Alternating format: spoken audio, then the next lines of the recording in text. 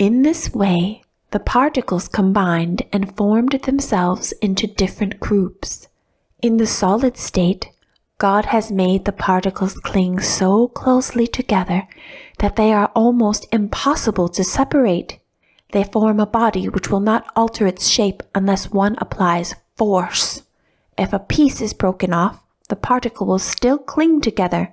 If, for instance, you start chipping a flint, the flint and the chips will remain solid pieces of stone. When it came to liquids, God said, "You shall hold together also, but not so very closely, so that you will have no shape of your own, and will roll over each other. Thus you shall flow and spread, filling every hollow, every crevice in your path.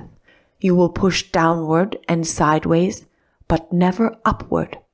That is why, though we can put our hands in water, we cannot put them inside a rock. And to the gases he said, "Your particles shall not cling together at all. They can move freely in all directions." But as the particles were all so different and individual, they did not become solid or liquid or gas all at the same time. At certain temperatures, some remained solid, some became liquid, and still others became gaseous.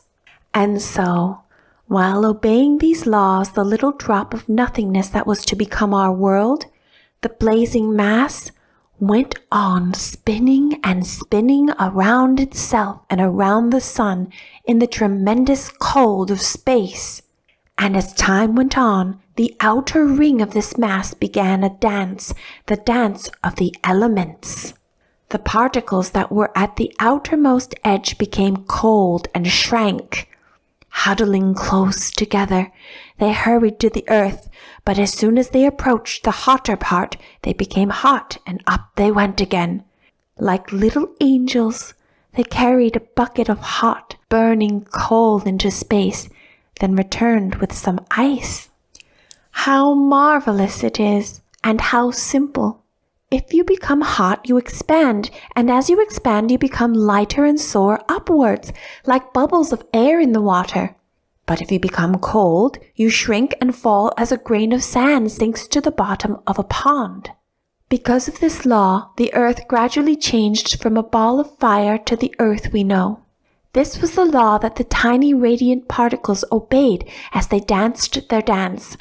Particles too minute to be seen or even imagined, yet numerous enough to have produced the world. For hundreds, thousands, millions of years this dance went on. Finally, the particles settled down. Like tired dancers, one after the other, they became first liquid, then solid, and as they became liquid or solid, some of them joined others to which they were attracted, forming new substances. The heavier ones went nearer to the heart of the earth, and the lighter ones floated above them like oil floating on the water. A thick scum was formed, like the skin which forms on milk when it is boiled and left to cool. It seemed as though the earth had taken some shape, but the elements inside the skin were still very hot. They felt trapped. They wanted to get out. What could they do otherwise? They had to follow the law of God. If you're hot, you expand. There was no place to expand, so they burst out. They broke the skin of the earth, and it was like a terrible fight. The water that formed on the surface turned immediately into vapor and went up as the hot stuff came out from the earth. There were also ashes.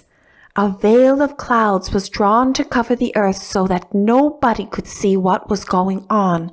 The sun was ashamed of them. Eventually the fighting ceased. As everybody cooled down, more and more gases became liquid.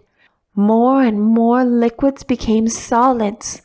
The earth itself shrank and became wrinkled like an old apple that has been left in a cupboard. The wrinkles are the mountains, and the hollows are the oceans. For, as the rocks had cooled down, water was able to return to the earth, and it rained and rained, and the water, being liquid, filled every hollow and crevice found in its path. Thus the oceans were formed. Above them was the air, and the air that we breathed. The cloud had disappeared. The veil had withdrawn, and the sun could once again smile upon its beautiful daughter, the earth. Rocks, water, air, solids, liquids, gases. Today, as it was yesterday, and millions of years ago, God's laws are obeyed in the same way. The world spins round itself and round the sun, and today, as it was millions of years ago, the earth and all the elements and compounds it is made of, as they fulfill their tasks, whisper with one voice, Lord, thy will be done. We obey.